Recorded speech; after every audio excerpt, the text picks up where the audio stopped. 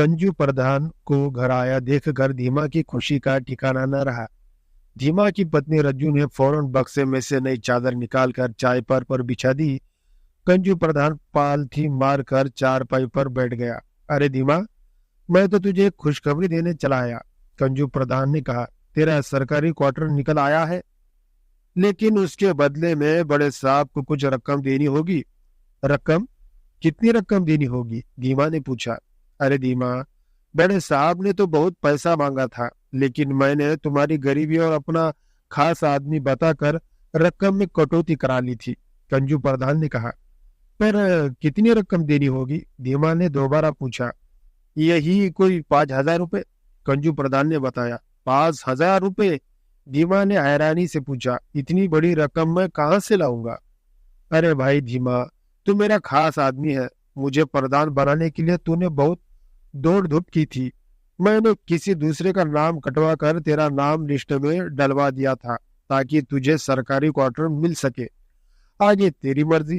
फिर मत कहना कि कंजू भाई ने क्वार्टर नहीं दिलवाया, कंजू प्रधान ने कहा। लेकिन मैं इतनी बड़ी रकम कहाँ से लाऊंगा? धीमा ने अपनी बात रखी। ये गाय तेरी है? सामने खड़ी गाय को देखते हुए कंजू ने कहा। क्या ये दूध देती है? हाँ कंजू भाई, ये मेरी गाय है और दूध भी देती है।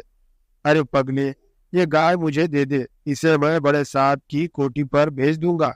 बड़े साहब गाय भैंस पालने के बहुत शौकीन है, तेरा काम भी हो जाएगा। कंजू प्रधान की बात सुनकर धीमा ने रज्जू की तरफ देखा, मानो पूछ रहा हो कि गाय दे दूं। रज्जू ने हल्का सा सिर हिलाकर रजामंदी दे दी। रज्जू की रजामंदी का इशारा पाते ही कंजू प्रधान के साथ आए उसके चमचे ने फौरन गाय को खोल ली। रास्ते में उस चमचे ने कंजू प्रधान से पूछा, क्या यह गाय बड़े साहब की कोठी पर कौन ले जाएगा? अरे बेवकूफ, गाय मेरे घर ले चल। सुबह ही बीवी कह रही थी कि घर में दूध नहीं है, बच्चे परेशान करते हैं।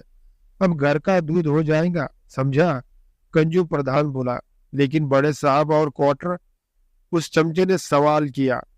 मुझे न तो बड़े साहब से मतलब है और न ही क्वार्टर से। क्वार्टर तो धीमा का पहले ही लिस्ट में आ गया था। यह सब तो ड्रामा था। कंजू प्रधान दलित था। जब गांव में दलित कोटों की सीट आई तो उसने फौरन प्रधान की दावेदारी ठोक दी थी, क्योंकि अपनी बिरादरी में वही तो एक था जो हिंदी में दस्तखत कर लेता था। उधर गांव के पहले प्रधान भगवती ने भी अपने पुराने नौकर लालू, जो दलित था, का पर्चा भरा दिया था, क्योंकि भगवती के कब्जे में काफी गैर कानूनी जमीन थी। उसे डर था कहीं नया प्रधान उस जमीन के पट्टे आवंटित न कर दे। इस जमीन के बारे में कुंजू भी अच्छी तरह से जानता था, तभी तो उसने चुनाव प्रचार में यह खबर फैला दी थी कि अगर वह प्रधान बन गया तो गांव वालों के जमीन के पट्टे बनवा देगा। जब ये खबर भगवती के कानों में पड़ी तो उसने फौरन कुंजू को हवेली में बुलवा लिया था, क्योंकि भगवती अच्छी तरह जानता था कि अगला प्रधान कंजू ही होगा। कंजू और भगवती में समझौता हो गया था। बदले में भगवती ने कंजू को 50,000 रुपए नगद वह लालू की दावेदारी वापस ले ली थी। लिहाजा कंजू प्रधान बन गया था। आज धीमा के क्वार्टर के लिए नींव की खुदाई होनी थी। रज्जू ने अगरबत्ती जलाई, पूजा की। धीमा ने लड्डू बांट कर खुदाई शुरू करा दी थी। नकेलू फावड़े से खुदाई कर रहा था, तभी खटक की आवाज हुई। नकेलू ने फौरन फावड़ा रोक दिया। फिर अगले पल कुछ सोचकर उसने दोबारा उसी जगह पर फावड़ा मारा, तो फिर वही खटक की आवाज आई। कुछ है धीमा भाई, नकेलू फुसफुसाया। शायद खजाना है। नकेलू की आंखों में चमक देखकर धीमा मुस्कुराया और बोला, कुछ होगा तो देखा जाएगा, तू खोद। नहीं धीमा भाई, शायद खजाना है। रात में खोदेंगे, किसी को पता नहीं चलेगा, अपनी सारी गरीबी खत्म हो जाएंगी। नकेलू ने कहा। कुछ नहीं है नकेलू, तू नींव खोद, जो होगा देखा जाएगा। नकेलू ने फिर फावड़ा मारा। जमीन के अंदर से एक बड़ा सा पत्थर निकला। पत्थर पर एक आकृति उभरी हुई थी। अरे ये तो किसी देवी की मूर्ति लगती है, सड़क से गुजरते नन्हे ने कहा। फिर क्या था, मूर्ति वाली खबर गांव में जंगल की आग की तरह फैल गई और वहां पर अच्छी खासी भीड़ जुट गई। अरे ये तो किसी देवी की मूर्ति है, नंदन पंडित ने कहा। देवी की मूर्ति धोने के लिए कुछ ले आओ। नंदन पंडित की बात का फौरन पालन हुआ। जुगनू पानी की बाटली ले आया। बाटली में पानी देखकर नंदन पंडित चिल्लाया, अरे बेवकूफ, पानी नहीं, गाय का दूध लेकर आना। नंदन पंडित का इतना कहना था, इसके घर पर जितना गाय का दूध था फौरन उतना ही ले आया। गांव में नंदन पंडित की बहुत बुरी हालत थी। उसकी धर्म की दुकान बिल्कुल नहीं चलती थी।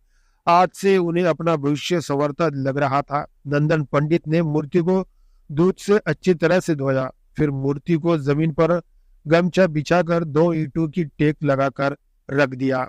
उसके बाद 10 रुपए का एक नोट रखकर माथा टेक दिया। उसके बाद नंदन पंडित मुंह में कोई मंत्र बुदबुदाने लगा था, लेकिन उसकी नजर गमछे पर रखे नोटों पर रखी टिकी थी।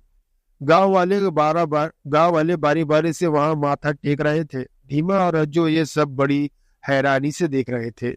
उनकी समझ में कुछ भी नहीं आ रहा था कि अब क्या होगा। ये देवी की जगह है, यहाँ पर मंदिर बनना चाहिए। भीड़ में से कोई बोला, हाँ हाँ, मंदिर बनना चाहिए। समर्थन में कई आवाजें एक साथ उभरी। दूसरे दिन कंजू प्रधान के यहाँ सभा हुई। सभा में पूरे गांव वालों ने मंदिर बनाने का प्रस्ताव रखा और आखिर में यही तय हुआ कि मंदिर वहीं बनेगा जहां मूर्ति निकली है, और धीमा को कोई दूसरी जगह दे दी जाएगी। धीमा को गांव के बाहर थोड़ी सी जमीन दे दी गई, जहां वह फुसकी झोपड़ी डालकर रहने लगा। धीमा अब तक अच्छी तरह समझ चुका था कि सरकारी क्वार्टर के चक्कर में उसकी पुश्तैनी जमीन भी हाथ से निकल चुकी है। मंदिर बनने का काम इतनी तेजी से चला कि जल्दी ही मंदिर बन गया। गांव वालों ने बढ़ चढ़कर चंदा दिया था। आज मंदिर में भंडारा था। कई दिनों से पूजा पाठ हो रहा था। नंदन पंडित अच्छी तरह से मंदिर पर काबिज हो चुका था। खुले आसमान के नीचे फुसकी झोपड़ी के नीचे बैठा धीमा अपने बच्चों को सीने से लगाए बुदबुदाए जा रहा था। वारे ऊपर वाले, इंसान की जमीन पर इंसान का कब्जा तो सुना था, मगर कोई ये तो बताए कि जब ऊपर वाला ही इंसान की जमीन पर कब्जा कर ले तो फिर तो फरियाद किससे करे। दोस्तों, उम्मीद है आपको ये छोटी सी कहानी पसंद आई होगी। दोस्तों, अगर ये कहानी आपको पसंद आए तो इस वीडियो को लाइक और चैनल को सब्सक्राइब जरूर करें। दोस्तों, ये कहानी पूरी तरह से काल्पनिक है। ये कहानी सिर्फ आपके मनोरंजन के लिए बनाई गई है। धन्यवाद।